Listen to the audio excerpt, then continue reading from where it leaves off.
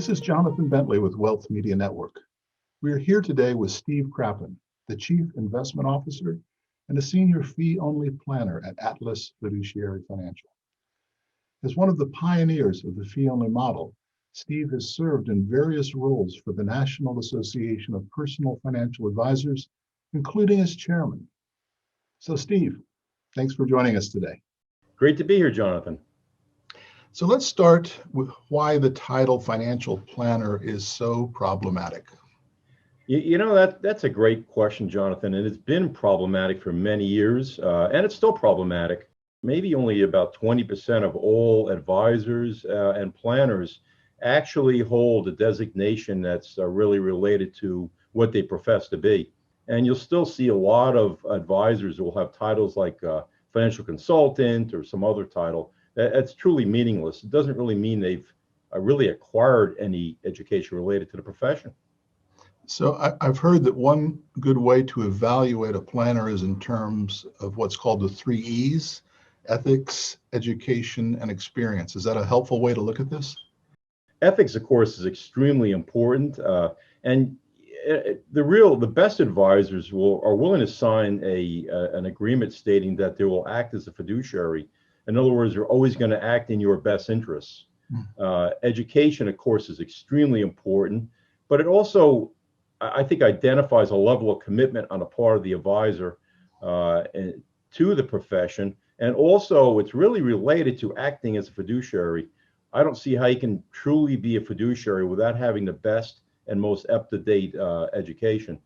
And additionally, of course, experience, that goes without saying. They really need experience. And the better designations actually require that you have a certain number of hours of experience before you can be awarded the designation. So you mentioned the term fiduciary. I understand that's an important term. What do you mean by fiduciary? Yeah, that's a great question. A fiduciary is a person who's acting on behalf of another person. The way I like to say it is that they have to treat the client as if they were their own grandmother or mother. I think it's really the best way to think about it. So in terms of the professional designations, which of those are most important? In our mind, I believe 4 are most important, Jonathan. First, of course, is the CFP. There's also the CFA, Chartered Financial Analyst.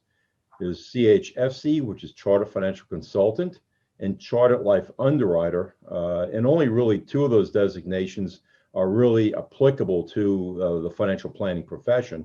CFA is applicable in a different way. We'll talk about that probably next. So let's drill into that CFP first, because that's the most common one we hear. Is that the most important of the designations, or what can you tell us about a certified financial planning degree or designation? The Certified Financial Planner designation has been actually issued since the early 70s. It was actually the first true financial planning designation. Right now, it's actually probably, other than a CHFC, the broadest education you can get within the profession. It also has some of the higher requirements. You have to take 6 courses in the 6 areas of financial planning, which includes taxation, investments, retirement planning, etc. And also, it's the only one that's focused on financial planning, which requires you to take a comprehensive exam. So the CFA, that's less common. Why do so few financial planners hold that designation? The CFA is very difficult to get, much harder than the CFP. It requires you to take 3 exams over 3 years, and the passing rate is on average between 40 to 60%. But more importantly, which is really interesting, I've heard that only 5 to 8% of all people who start the CFA program actually complete it. Wow. They also require 4,000 hours of experience over 36 months minimum. And also you have to get 2 referrals from 2 CFAs, believe it or not, once you passed all those exams. The CFA is very detailed in portfolio management. So let's move on to those other 2, the CHFC and the CLU. Can those be substituted for the CFP? Are they comparable to the CFP? The Chartered Financial Consultant, or CHFC, I would say is. The coursework is somewhat higher in it, but it does not require a comprehensive exam. The CLU is really not a financial planning designation. That's Chartered Life Underwriter. It's a designation typically acquired by those who want to specialize in insurance. But if you take 3 additional courses, you can actually become a CHFC. Got it. So speaking of higher education, are there other types of higher education opportunities that exist for financial planners? There are now. I would say, I haven't checked the history, but I believe since the 1980s or early 90s, some colleges have offered master's degrees in financial planning. For example, I received mine from the Denver College in 1998, and that level of coursework is a graduate level of coursework as opposed to the CFP or CHFC, which is really the equivalent of an undergraduate level of coursework. The master's degree in financial planning or master's degree in financial services allows you to become a focused expert in 1 or 2 areas of financial planning. For example, mine was in estate planning and retirement planning.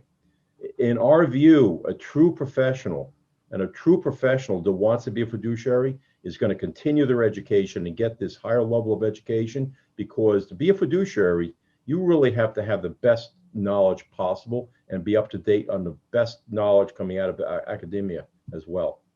And there's also the PhD, which has been offered, I think since the 1990s. That degree is focused on fundamental research to try to identify best methods for offering financial planning and for doing things within the financial planning profession. My partner, Laura, actually holds a PhD in financial planning. It's a phenomenal designation as well. So on a practical basis, what do these higher levels of education and experience mean to a client relationship? I think, first of all, I think it shows that the advisor is truly committed to the profession. Acquiring the master's degree, it was such a level above the CHFC and CFP. I learned things that I would not have learned just getting those other designations. And so from the standpoint of a consumer, I think you're hiring some of the people that are really at the top of the profession educationally and in the best position to offer the best advice in our view. That makes a lot of sense. So any closing thoughts today on this subject? Sure. And I just want to mention that some designations that are really light, and you'll see them, there's probably 200 designations, and you can go check. Wow. If you're a consumer, look for someone who has acquired the highest levels of education and training within his profession. It's going to make a big difference with respect to that advisor and also how they can really act as a fiduciary on your behalf.